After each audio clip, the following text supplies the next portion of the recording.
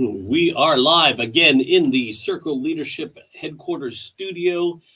Today we are going to look at how you lead is how I will follow.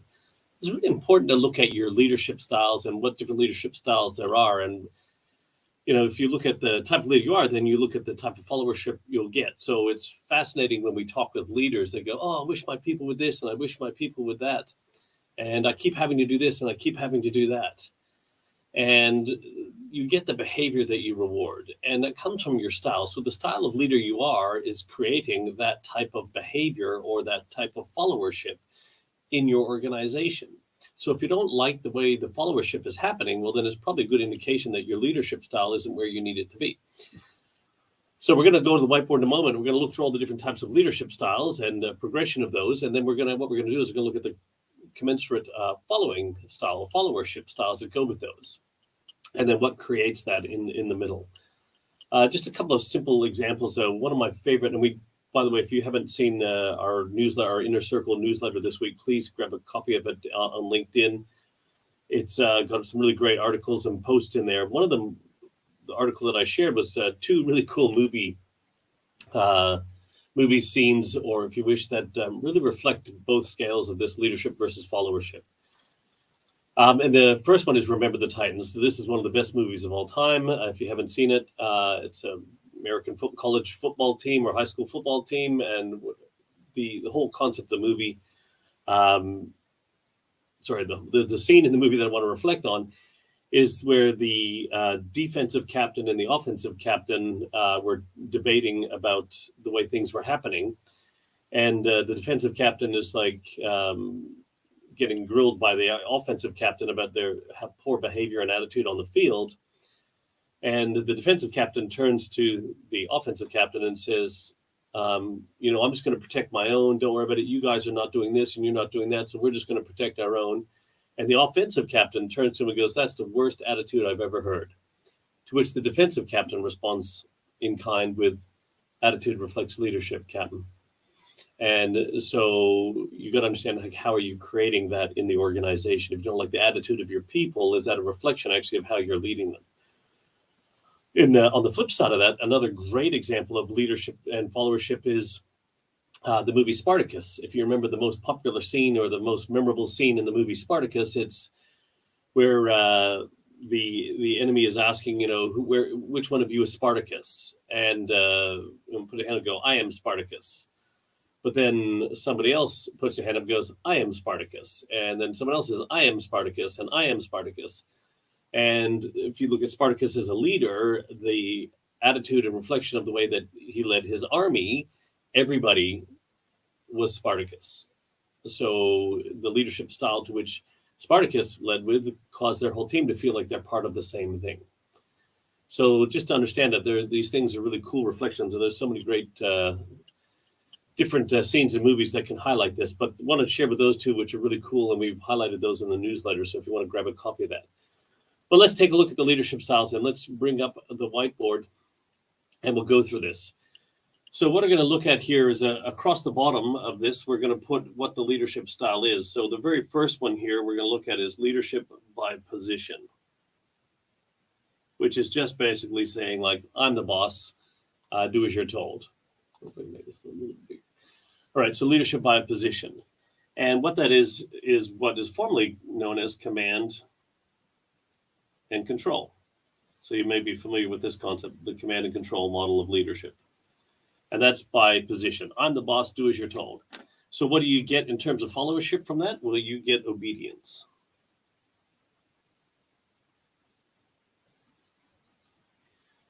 So then the next progression of leadership styles then is leadership via process.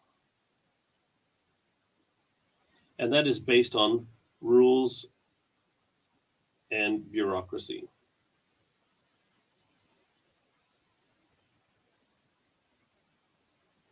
Okay, I don't make the rules around here, I just enjoy enforcing them. And when you lead by process or rules and bureaucracy, what you get from that, so I'm going to make sure I bring up here for comments. Lisa, this is Sparta. Yeah, so from rules and bureaucracy, what you get then is you get compliance.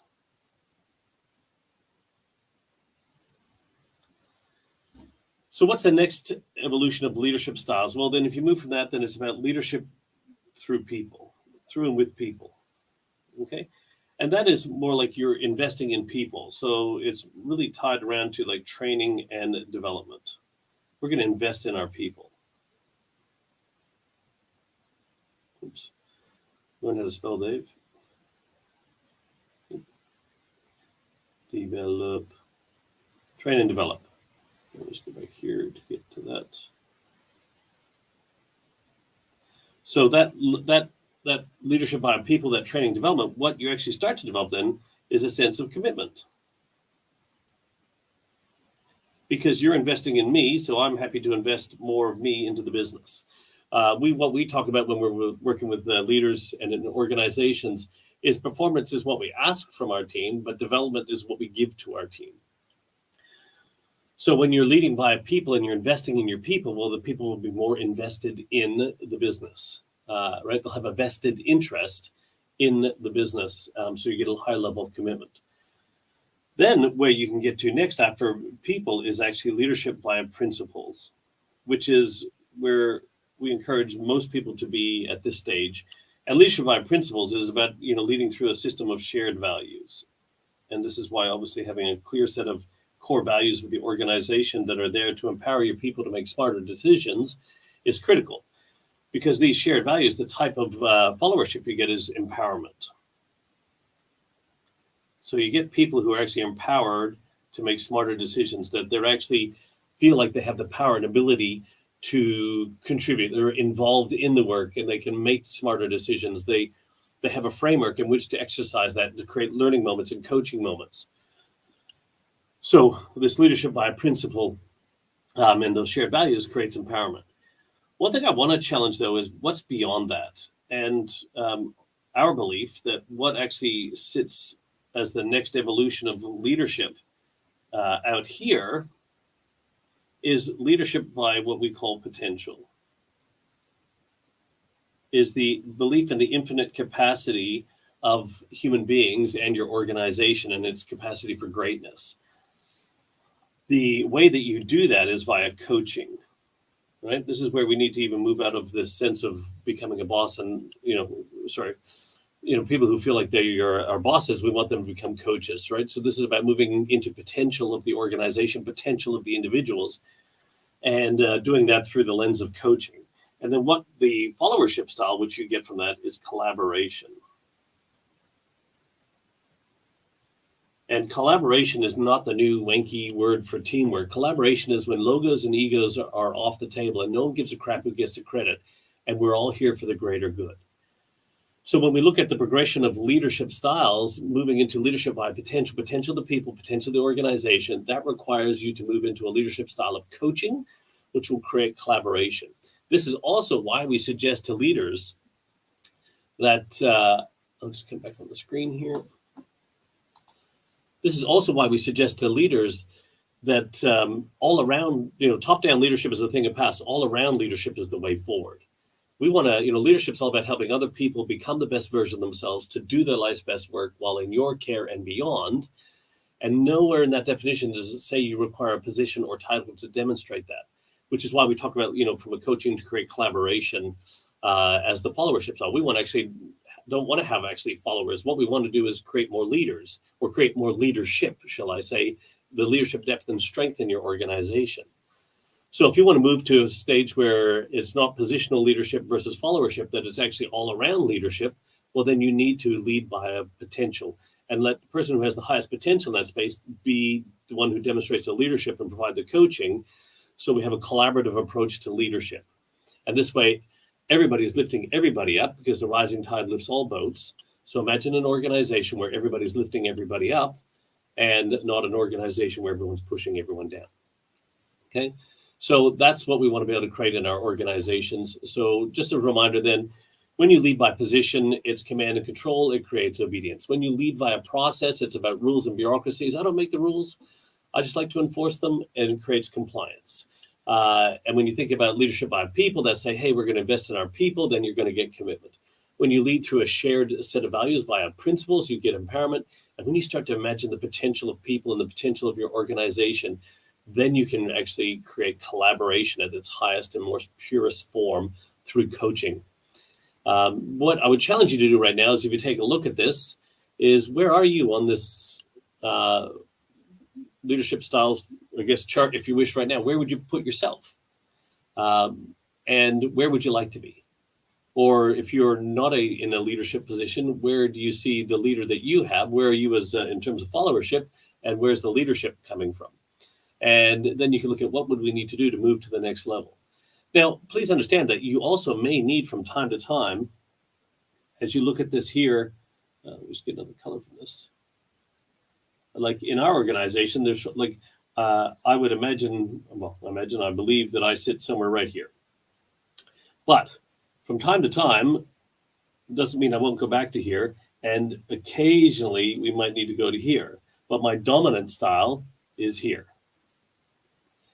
You have to be able to style flex, because there'll be certain situations, certain needs, especially as you're bringing new people in. Well, you want to make sure that they're following the rules.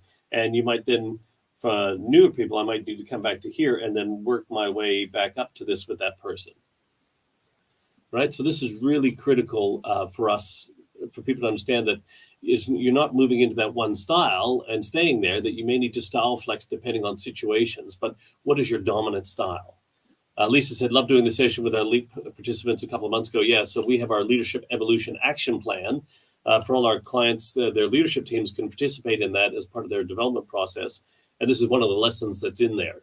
And we help people work through this. So it's a really powerful exercise to do, is to find out where you sit, where you would like to sit, and also accept the fact that you may need to go bounce back and forth between styles, depending on the situation that you're in. So hopefully that's been of value to people. Once again, please take a look at this. Consider your style. If you'd like a copy of that template, we'll put it in the comments below. I'll attach it as a picture file so you can have a look at that.